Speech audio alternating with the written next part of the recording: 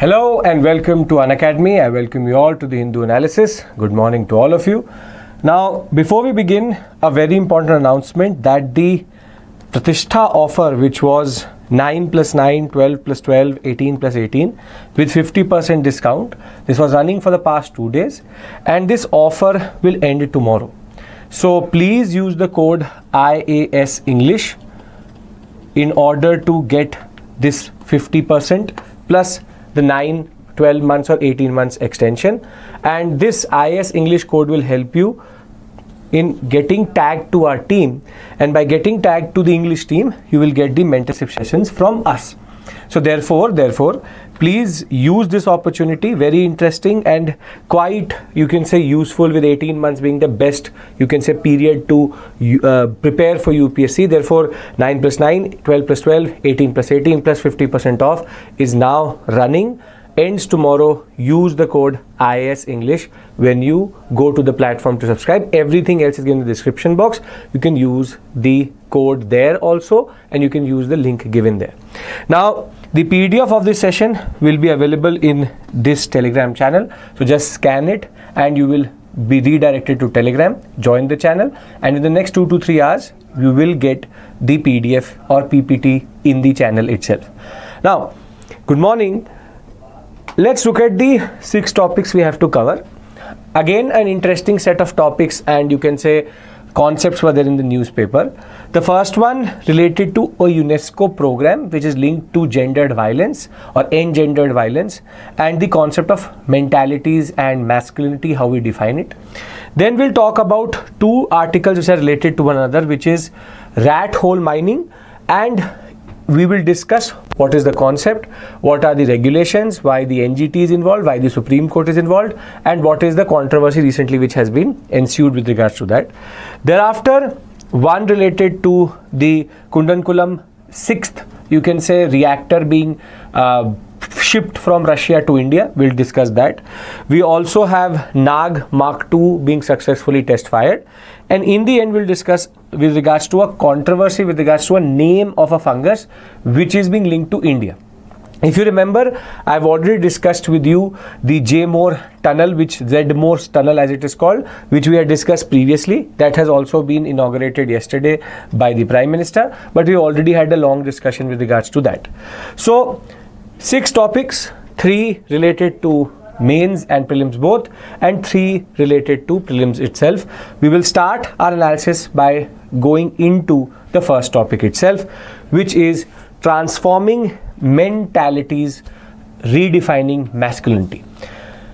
Now, this article starts on a very, you can say, somber and problematic note, which is that though we are trying to understand patriarchy, undercut patriarchy for now close to 50 to 60 years, we still have 1 in 3 women worldwide who face violence in the form of some form or the other within the household or in the public space at the hands of men, and therefore there is a need to change the mentality and the notions in and around masculinity itself. So they're saying that we have applied different types of concepts I will discuss with you, but thereafter still we have this 1 in 3 women facing violence from men in some form or the other, and therefore there is a need to change the notions. There's a need to change the culture, and that is what this concept of mentalities means. There is a certain, you can say, argument embedded in this article. First, let's create the basic contours of what is masculinity, what is femininity, and thereafter we'll move forward and discuss what they want to argue.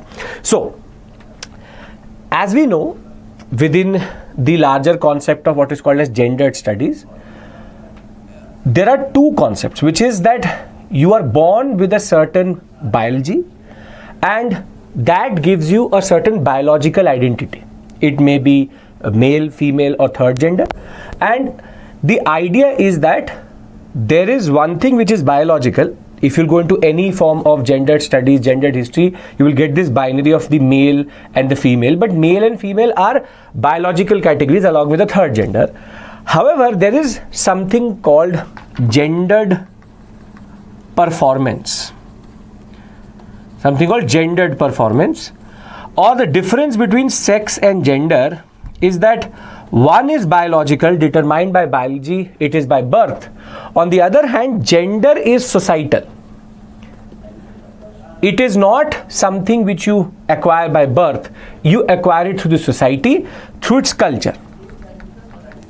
And that is called the performity of gender, or the performity of masculinity or femininity, meaning male and female are two categories, along with third gender being biological.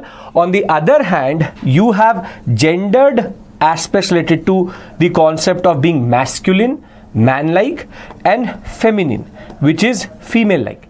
This is where you have to understand that there is a very important role of the culture, role models, mentality, how patriarchy develops the concept of masculinity and femininity, and there is nothing related to biology which makes you masculine and feminine. So we were discussing the article related to transforming mentalities, what is called redefining masculinity, and what I was discussing was that though we have advocated for in multiple platforms, we have multiple personalities talking about it, but 1 in 3 women worldwide endure some form of violence at the hands of men. And therefore, there is a need to change the perception, there's a need to redefine masculinity, and we need to change the notions related to masculinity in that regard. And this is where I was talking about the fact that we have to first understand what is this concept of masculinity itself, and how do we define or redefine it. Now, as I said previously, that there are 2 aspects to our gendered identity or to our identity itself. One is called the biological identity, which is sex, and the other one is the societal identity, which is masculinity and femininity. So when it comes to your identity formation in the process of gender, you have something which is determined by your biology, be it male, female, or the third gender, but in binaries we mostly work, which is male and female. So that is something which is by birth. It is given in the process of genetics. It is something which you and me do not decide. Nobody decides. It is a process of biology.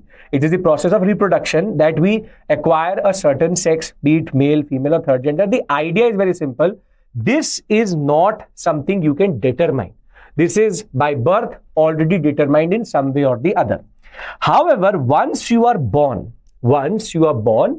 you are pushed into a certain cultural space. You are pushed into a certain societal space, and society gives you what is called as gender.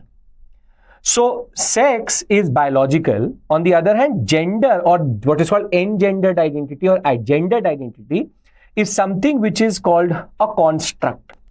A construct is related to performative, meaning we perform to be men or what we call as women. The idea is that you and me are performing a certain role, and we have certain performative aspects to our identity, which is decided by the societal notions. So there are societal notions, there are societal stereotypes.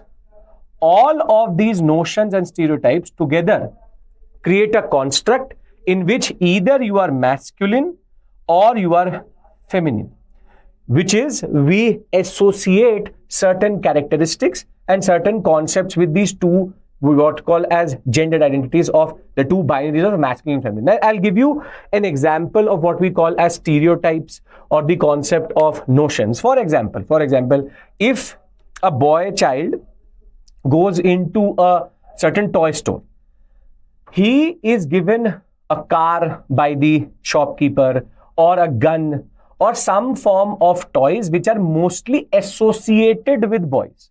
On the other hand, if a girl child is going to go into the same shop, she will be offered by the shopkeeper a doll or a kitchen set, or you can say some form of doll set which represents what is called as femininity.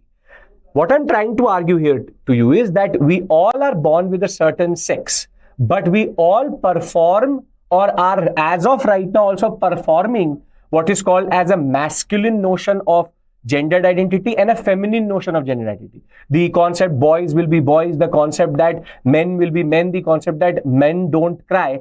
These are called notions and stereotypes which are developed by the society, and patriarchy works within these structures itself. Patriarchy designates what we call as occupations, roles according to these gendered identities. Some jobs are made for men, some jobs are made for women, and therefore the role of the women within the, you can say, public space is limited. Within the private, it is more pronounced. What I'm again trying to argue, and this is a point I'm making you understand, is that identity formation with regards to masculinity and femininity is something which is in a way constructed by the society. Patriarchy perpetuates it, and therefore we are in a societal construct where we create what is the ideal image of a man and we create the ideal image of a woman. Do we understand this concept? The concept of performance with regards to gender, the concept of how we all are pushed into these certain categories, which in turn mean to be that you have to act like this, you have to act like a man, you have to act like a woman. Okay, so we understand this concept. Perfect. Now, what this article says is that in order to bring in gender justice or equality, gendered equality, or the concept of gender violence to be eradicated, patriarchy works through these categories, which is the domination of men in society, works through these categories. There is a need to redefine and reshape the notions of masculinity. Meaning, if we change the way we define what it is to be a man, we will automatically start to achieve these concepts. Now, there's a interesting step-by-step concept which this article points out.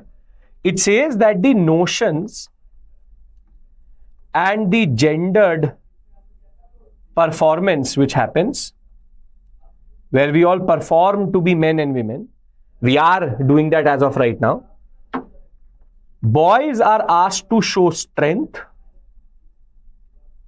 to show domination or dominance and control, and they are also told to repress or suppress emotions.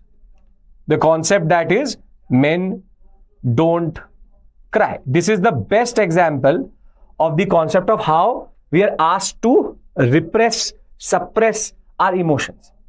Now, the argument which this article makes is this in turn leads to what is called as repression, or rather the word we will use is suppression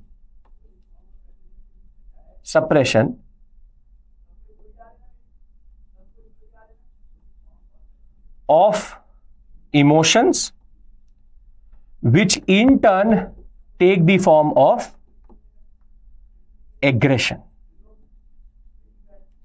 And this is a very important point, that when men are asked to show strength, dominance and control, and when they're asked to suppress their emotions itself, that in turn leads to a point where aggression comes out. And this is where violence against women comes through, because this aggression manifests itself in this form. Now, what is the solution? What is the solution for this? The solution for this, which they point out, is redefine and reshape notions of masculinity, meaning what it is to be a man should be redefined. This is the argument which they're saying. Dominance, concept of strength, suppression leads to aggression, leads to violence. Therefore, we have to change our notion. This is where this article becomes even more important, because there is a UNESCO initiative which is called Transforming Mentalities, and this program has been running through different schools and different spaces in order to redefine masculinity. So what is this program trying to do is very, very important. There are 6 to 7 points which this program is trying to do, and that is what we have to understand. So UNESCO's Transforming Mentalities is basically a program which is trying to change the notion. It's trying to change the notion on how we should see men and how men should be asked to perform in the society itself.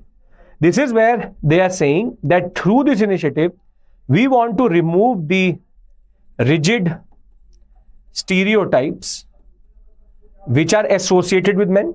We see all of these stereotypes in either movies or in soap operas or whatever you see in and around in ads. Those are called stereotypes, meaning that he will use a specific type of perfume, he or she will use a specific type of car, men like car, men don't cry, they fight. That concept and idea is where we are trying to redefine masculinity. We are trying to say that this rigid stereotyping which is happening, we have to redefine it, and we have to go to the school level to tell the boys that it is okay to show your emotions. It is okay to redefine your own way of masculinity, and therefore men who cry are not feminine, but the concept of showing emotions is in turn also an aspect of masculinity. This is where they're asking us to question the traditional space and notions, that we have to question why are we developing these stereotypes, because that is a reflection of the society itself. And thereafter, we have to give a certain supportive role to men, and they should be able to show emotions and not suppress their emotions. Further, if we are able to do this, they themselves will become champions of gender equality, because they will not see men and women as two different watertight compartments as gender, but a mixed identity where men and women don't have a specific type of function, a specific type of characteristic. Further, men are being taught, boys are being taught that it is a very important aspect of being a man to be a caregiver, to have understanding of nutrition, to take part in household chores. In the private, they can be what they want to be. They don't have to perform anywhere and everywhere the same thing. And this is where in these two aspects, at the school level, there are multiple initiatives which are asking them to express emotion, telling them what it really means to or needs to be a part of a marriage, and further, what are the notions and stereotypes which are developed with regards to men and women. Basically, what they're trying to do is they're trying to redefine what it means to be a man. This is a very important point which this article argues, that the only way we can have long-term justice, long-term gender equality, long-term change is when we just don't have a punitive aspect, but a transformative aspect related to mentalities. This is a very important point you need to understand, because this is the point which both of these men are making. One of them UNESCO director for the same program itself. Their argument is that only when we redefine masculinity, it is then that we actually create a space in which patriarchy starts to change. This is a very interesting, you can say, causation which they've talked about, that patriarchy can only change if the stereotypes change. Stereotypes change in turn leads to the changing of masculinity and femininity, and therefore that brings in structural change within patriarchy. So therefore, the only way we go forward is by redefining and reshaping. I hope you understand the point of this article, which is they are saying that long-term change can only happen if we change the definitions of masculinity and femininity. And this is where you can get a question like this, which is The path to eradicate engendered violence is via sensitization of men and redefining masculinity. This is a society question also. You can get an essay question like this also, where you have to talk about these things. UNESCO is running a program. We are trying to understand how these things have to be changed at the structural level, at the grassroots level. So I hope everybody is on the same page with me with regards to this, and we all understand what this article is trying to argue. Can I get a yes from everyone? That we are all on the same page and we all understand what we are doing here. Perfect. Moving on. The second article is an interesting one because we had 3 articles associated with it, which is called rat hole mining. Now, as you know, as of right now, the rescue operations in Assam's Dima Hasao district have been called off. The Navy men have been called back. Since January 6th, there have been 9 labor or workers who have been trapped in a coal mine in Assam. And unfortunately, 4 of them have died and their bodies have been recovered. Still 5 are left. And the problem is, because of the construction of that mining, it is very difficult to, you can say, even rescue them or acquire their bodies from the mines itself. Now, this is an age old. It has now been close to a decade, 10 years, where they're trying to argue that this is something which is banned also. The NGT is also involved. The Supreme Court is also involved. But still it persists. And this is something which we have to understand and have to develop. And now you can say it becomes a certain article which has something related to static, something related to current affairs, and we'll try to understand them vis-a-vis one another. Now, the context for this is this news, which is unfortunately in 2014, 2019, 2022, and now in 2025, we have 4 instances, major instances of you can say mine workers being killed in the process of mining. But what is common to all of these 4 cases is that they're in northeastern states, either Meghalaya or in Assam, and they're all related to rat hole mining. Now, this is where we have to first understand what is rat hole mining, and then we'll talk about the basic progression of this concept itself. Now, see, if you look at a certain hill from the side, if you cut the hill, you can see these dark patches. Only this patch. These are called dark patches. These are called coal stem or coal stem, if you want to call it. This is called a coal stem, which is this whole layer in this rock is coal. But unlike Jharkhand or Chhattisgarh, where coal stems are very, very big, in Northeast, there are very narrow stems itself, which is called coal stems. They are natural formations, but they are very narrow. Now, if this would have been broad, then proper what we call as, you can say, contour-based mining, in which you cut the whole landscape itself, that would have made sense because the volume of coal coming out would have been very big, and scientific mining, which is that you go from the upper layer and then systematically go down, would have made sense.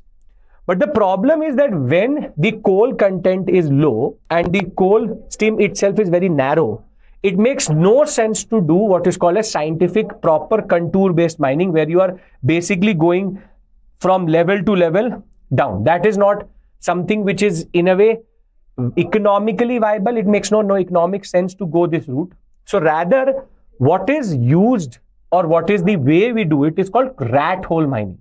Now, first I'll show it to you, then I'll read it out to you. There are 2 types of rat hole mining. One is called side cutting method and the other one is called box cutting method. Meaning, what happens is if the you can say miner can see on a certain face that there are certain, you can say, veins in the mountain which are dark and are testing for coal, what they do is that they start from the corner and then they basically make holes like rats make hole and they burrow through the land itself or the ground itself. This is called side cutting. Basically, you enter from the side, you enter from the side, and you start to, what you do is you follow the coal stream itself, meaning wherever that vein goes, the hole, you can say hole or burrow goes, and therefore they are horizontally cutting the mountain, and they are following the coal stream. The other one is called box cutting. In this, what happens is that the coal is not available in mountains but underground, and again the stems are very, very narrow. But what they do is that they make a big hole, and they go down first vertically and then horizontally tap into the steams itself. So in what we call as rat hole mining, you can have vertical and then horizontal, and in side cutting it is mostly horizontal. The idea is very simple, that once they find a certain stem, they start to burrow inside it. But the problem is that because the stems are very, very narrow, they don't actually make the holes very big. So in most cases, the miners have to crouch down and have very less space to work and take out the coal. This is where the analogy of a rat hole is used, because it is very difficult to work in these mines because they are very small in size, and they're very crouched space, very, very small space they are. And therefore, most cases, the workers are squatting and using pickaxes to go horizontally. And thereafter, what happened was in 2014, in Meghalaya, there was a major, you can say, rat hole mining collapse, which in turn led to the NGT, the National Green Tribunal, to ban rat hole mining. Now, if you understand what is rat hole mining, why is it so common in the Northeast, and what are the issues related to it, is the second aspect. We all understand this, I hope, that what is rat hole mining, side cutting method or box cutting technique. What is more important is, why is it specific to the Northeast and why is it problematic? Now, the reason why we have rat hole mining so prevalent in the Northeast is because of the 6th schedule. See, in a 6th schedule state, the Coal and Mines Nationalization Act of 1973 does not apply. Meaning, if today you are in a non-6th schedule state and you are digging in your garden and you find coal, now the government of India has a stake in either auctioning of that coal reserve, even doing R&D and exploring it. However, in a 6th schedule state such as Meghalaya, it does not apply. And under the 6th schedule, you can say rules, if you find minerals underneath your land, it is the landowner who has the stake over that mineral rather than the state itself. And therefore, coal mining is very, very prevalent in Meghalaya because of that, because there's a certain belt, coal belt in the Meghalaya and Assam sector. In Meghalaya, it is the most common process, because I can be a private owner of a land, and if I find any form of mineral under my land, the state does not have a stake there. The state cannot apply Coal Mines Nationalization Act. I will have pure control over it. But because this coal is in the form of very narrow coal streams, the best way to do it and the most economical way to get the most amount of profit is rat hole mining. And therefore, this is something specific to the Northeast because of being a 6th schedule state in that regard. And therefore, Meghalaya becoming the hotspot of rat hole mining. Now, the problem with rat hole mining does not end here. Because of the location, because of them being in the mountainous terrain or being very deep but in very narrow patches, what happens is that Nepali, or you can say child labor, child trafficking happens from Bangladesh and Nepal. And because these rat holes are very small, children are the best labor in this. And it is believed that 70,000 illegal bonded child labor or children are in a way associated with this rat hole mining. And the first aspect is the child trafficking and labor aspect. Further, it is that because they do it in a very rudimentary sense, what happens is that these are not structurally sound. So what happens is, for example, if they're doing a horizontal, you can say rat hole mining, they are not using structural barriers here. And therefore what happens is this section can collapse. And because these are being done on private land, rescue operations are very, very difficult.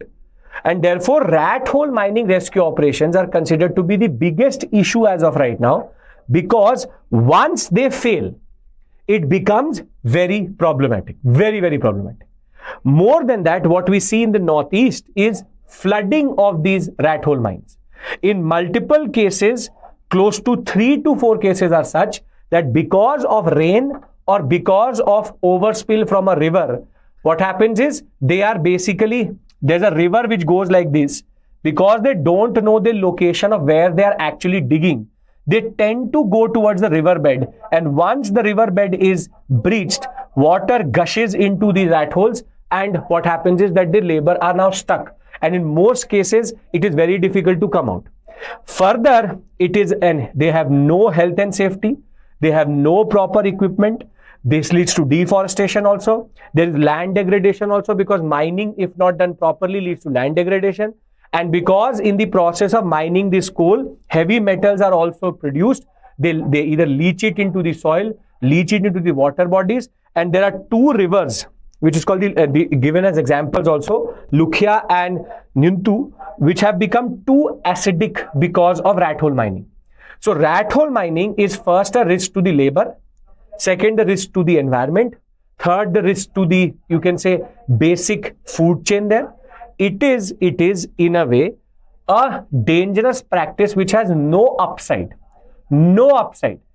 These projects are economically unsustainable. However, because they give a lot of profit, they are illegally managed. Further, they lead to land degradation because of heavy toxic metals being added into the soil itself, and they can also poison the water.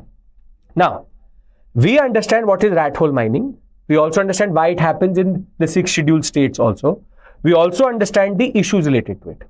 Now, has the government of India done something about this? Is the 4th question which I want to ask here, that is it possible to, in a way, regulate this, or should we regulate it? But before I do that, I want everybody's assertion that the first 3 aspects are sorted. We discussed masculinity in the first topic.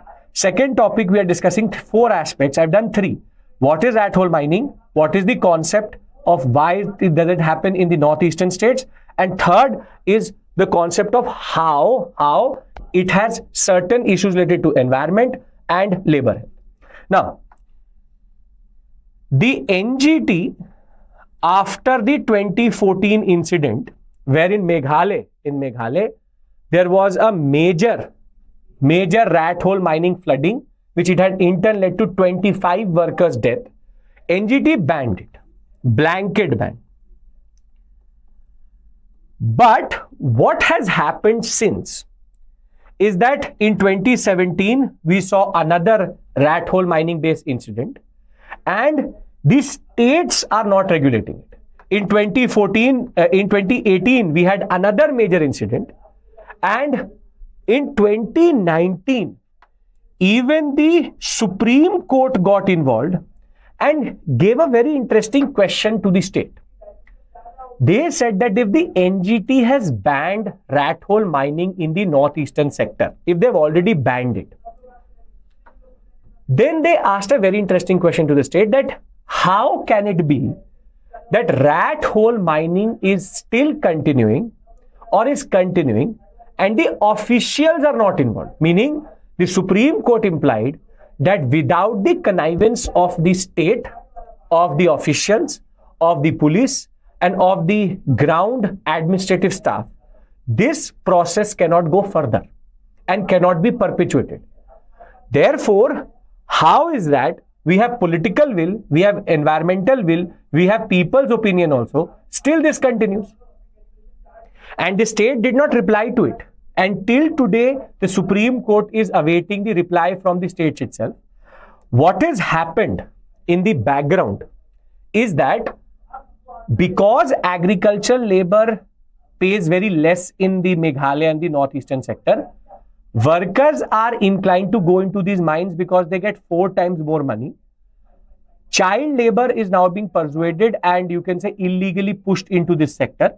70,000 immigrants from Bangladesh and Nepal are pushed into this, most of them children. And therefore, there is now a nexus which has developed. Children being picked up from Nepal and Bangladesh, pushed into the Assam and Meghalaya sectors, specifically Meghalaya, and thereafter pushed into rat hole mining. Because the children don't have a legal status in India, even if there are deaths, we have unaccounted deaths of children related to the rat hole mining itself. There is so much pressure on the state. The Meghalaya state recently said, okay, NGT has banned illegal mining. We are legalizing the process of mining of coal in these certain sectors. We'll auction it off and we'll do scientific mining. This is where the NGOs of Meghalaya and Assam are arguing that this is just an eyewash. This is just an eyewash. They are using this word scientific in order to undercut the whole process of how they are going to basically perpetuate the same concept. So the first aspect was, what is rat hole mining? We understand that it is an illegal form of mining which is perpetuated in the 6 scheduled states. Because the coal streams are very, very narrow, they tend to not go for scientific methods of proper open site mining itself. We also understand that it has an environmental impact, societal impact, child labor banned by NGT since 2014. And by 2019, even the Supreme Court says that how is that we have banned everything, still it is happening. So the connivance of officials is there. These are the 4 aspects. Now, you as a UPSC aspirant can't stop here. You have to give a way forward. Now, what is the way forward here? Way forward is, firstly, the corruption which is associated with the rat hole mining has to be curbed. Because it is a nexus of officials, it is a nexus of land mafias, which is basically doing this. In certain cases, if there's a need, we should amend the 6th schedule with regards to coal specifically, or we have to create certain safeguards within the 6th schedule that nobody uses this against the people and the state of that area. And therefore, first would be regulation of this whole sector if needed. Second is either we amend the, you can say, 6th schedule, or we do one more thing, which is we bring in more, you can say, laws which exempts or adds certain safeguards. The state has to take action. We also can do a very interesting thing. We know where the coal is coming from.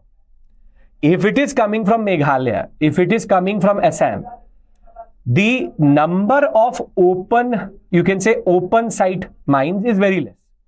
If there's a supply coming from these 2 sectors, most probably it is coming from this illegal mining. So the state can regulate the supply and disincentivize the coal coming from these states, because it is being done through an inhumane practice using child labor. And therefore, when the state has the capacity to track the movement of coal across India, it has the, you can say, if it has the will, it can also make sure that there is the movement of coal within the states can be regulated. State governments have to, in a way, come together to figure it out, that how do we actually sort it out. The other is, as one of you pointed out, that if we remove the poverty, if we incentivize agricultural production, agricultural labor in these states, this in turn could lead to also the aspect of labor not being diverted towards mining. And last but not the least is, we have to create awareness. We have to create awareness within these states of the hazards, of the disasters, and also of the risks which these men take. Because now, year on year, in the past 10 years, we have close to 60 to 70 people who have died in the process of rat hole mining. So therefore, because there's a nexus, Supreme Court argued that this nexus is quite evident. We have to break it. Corruption, regulation, laws, stakeholders, people's participation, and incentivizing agriculture production. This may help in sorting this out. This is where we get a practice question which can be directly given to you in the examination as a process of GS paper 2 or 3, which is, what is rat hole mining? Why is it prevalent in the northeastern states? So here you would have to talk about the horizontal and the vertical cutting in the process of coal stems. And why is it prevalent in northeastern states? Because of the aspect related to the 6th schedule and the Coal Mines Nationalization Act not applying. And then you can also conclude by saying that the NGT has banned it, but it still exists. So first 2 articles are sorted. 2 big articles, one related to society, the other one related to, you can say, economy of these states also, but also of the governance and the science and technology aspect related to mining, which is there. So I hope these 2 articles are sorted, because these 2 are the most important for mains and prelims, both. That is, I've given you questions related to that. Now I'll move on further to the smaller articles, which are equally interesting but important for the exam. The third article which we cover, or rather the 4th one, because there were 2 articles related to the same concept of rat hole mining, we have the 6th unit of the Kudankulam nuclear power plant now reached, or now has been transported from Russia to India. Now, the basic news here is that just before you can say in December, Russia started to send the VVER 1000 megawatt reactor vessel. It is basically, there are 4 units here under which you have other reactors. 2 units of the Kudankulam nuclear power plant are already operational, one in 2013, one in 2016, and 2 more are going to be made operational. For that you need the reactors. And Rosatom State Corporation, which is Russia's nuclear, you can say, exporting agency, which gives you the nuclear reactors also, it gives you fissile material also, it gives you uranium if needed, plutonium if needed, mostly uranium because plutonium is used for military purposes. And it's a certain, you can say, it's a very good relationship between India and Russia. Previously this was USSR which developed the VVER, what we call as reactors, pressurized heavy water reactors. A certain type of it is called VVER. I'll do water to water. I'll discuss what is water to water. But the idea is this plant is not new, but we will have further capacity added to it. Now, when we talk about Kudankulam, it is a project which was first commissioned in 2013. Now close to 11-12 years it has been there. It is operated by the Nuclear Power Corporation of India. It has been jointly developed with Russia in Tamil Nadu. And VVER here actually means water energy reactor. Basically, water is used to cool the reactor also, and water is also used to moderate the energy which comes out. We have different types of reactor. We have heavy water reactor, we have pressurized water reactor. This is a type of a pressurized water reactor. This is pioneered by the USSR. Russia now exports it to different countries.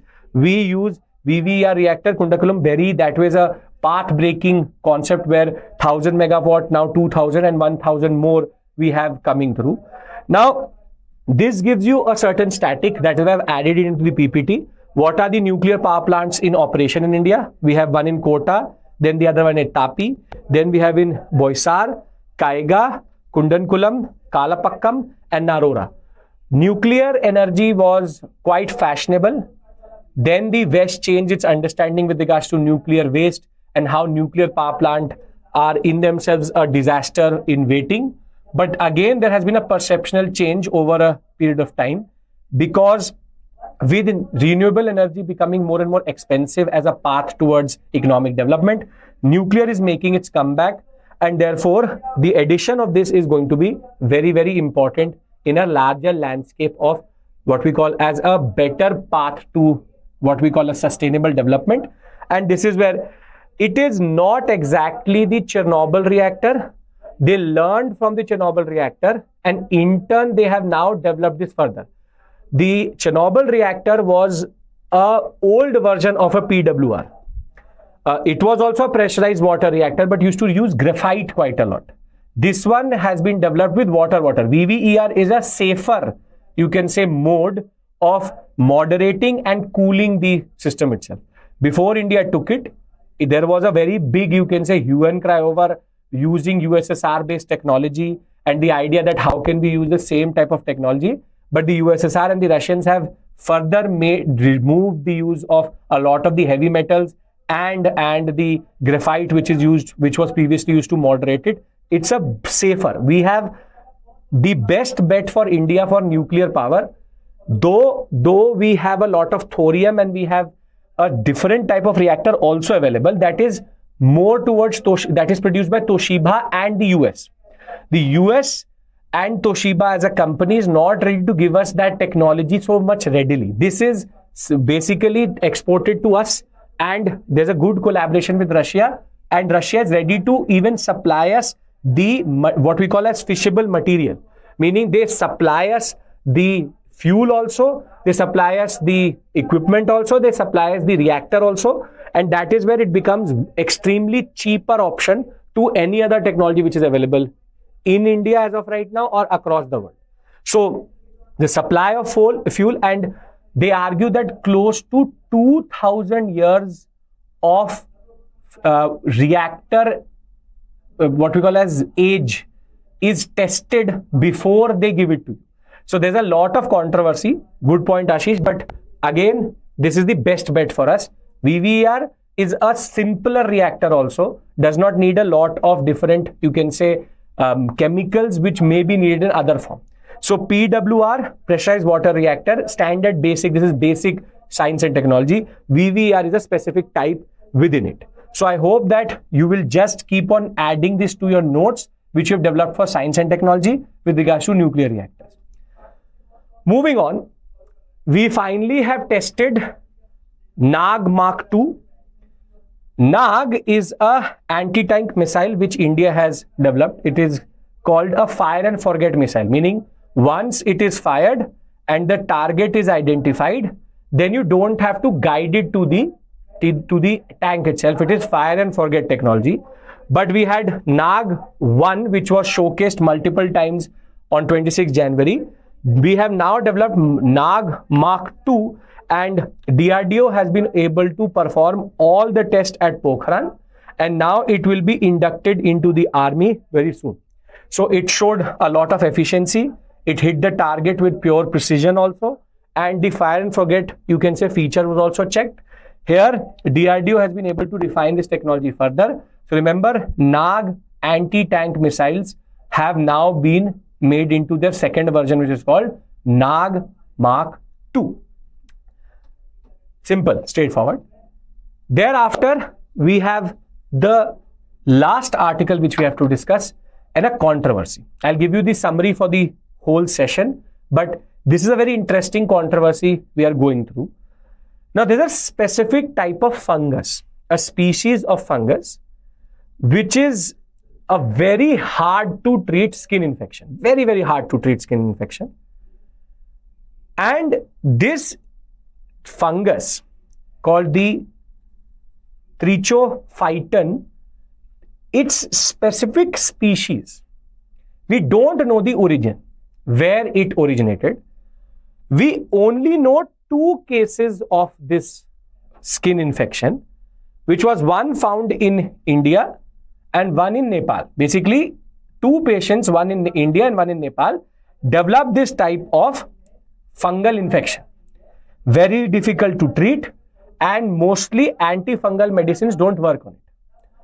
Now, there's a controversy which is going on wherein the Japanese, who were the first to identify this fungus, are saying that it should be named after India, which is Trichophyton T.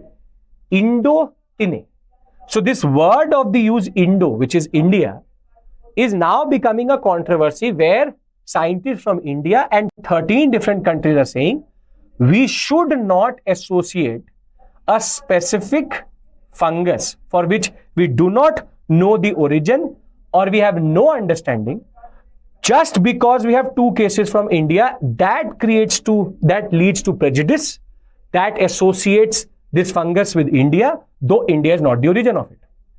So there is a whole controversy embrewing for the past 4 years has now come into the forefront, where the naming of this fungal species is now being associated to India, and India is protesting that no, until unless we don't understand where it actually originated, there is no point whatsoever in naming it after us.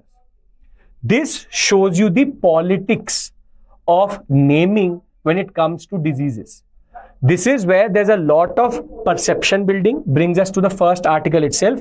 It develops stereotypes that fungal infection from India is untreatable, therefore India has an association with this type of fungal infection, which is not even true. We don't know where it originates. We have no idea about it itself. Then why are you naming it after India? This is the politics of naming, and this is again something which is brewing up, and we will have some form of, you can say, article coming through, or some form of, you can say, editorial also will come about this, where naming of diseases and the politics of it is something which this article wants to point out. Now, before I end this session, as I said, not a lot in this newspaper with regards to a UPSC aspirant, was something which we already discussed itself, the tunnel being opened. Today we have discussed a lot of theoretical topics. The first associated with masculinity, femininity, the concept of gender and sex, the performative aspect of gender and sex. We tried to understand how the way we get gender justice or gender equality is only by redefining masculinity, which allows for redefining patriarchy. Only when we are able to redefine patriarchy, then only we'll have long-term change and long-term aspects related to our existence, our societal notions, and our culture being redefined. The UNESCO project of what is called transforming mentality is very interesting because it is trying to tap into the school level, where they're trying to sensitize the boys and the girls, but specifically the boys, where expressing emotions, expressing oneself, and not suppressing emotions, which in turn leads to aggression, is being taught. So therefore, the way we go forward with engendered justice, engendered violence being reduced, is via redefining and reshaping masculinity. Second topic, something which has been brewing up for the past 10 days, is rat hole mining. Rat hole mining, what is the concept? How is it problematic in the concept of mining itself? Why it should also be taken into account that rat hole mining, do understand this point, is not just a societal issue, it is also related to the concept of an environmental issue, and how the NGT, after banning it, still it is being perpetuated, and the Supreme Court has made it obvious that how can it still happen if there is no connivance. So corruption and state interests and landowners' interests are coming together. We have to strengthen the agriculture sector so that we have labor not being diverted there, and we have to stop the human trafficking which is happening. Thereafter, we talked about Kudankulam being another unit being added there. We also have now understood that basically there's a controversy on the naming of a certain fungus with regards to India when there is no association to India itself. And last but not the least, Nag 2, which is Nag Mk-2, has now been successfully tested. So a simple, straightforward, efficient session. The point here is, because the newspaper did not have something very out of the box for you and the articles were straightforward, I hope that this has been a fruitful session. Use the code IS English to join our batch. Remember, 9 plus 9, 12 plus 12, 18 plus 18 is going to end tomorrow. Thank you so much. I will see you tomorrow with another set of issues. Take care and bye-bye.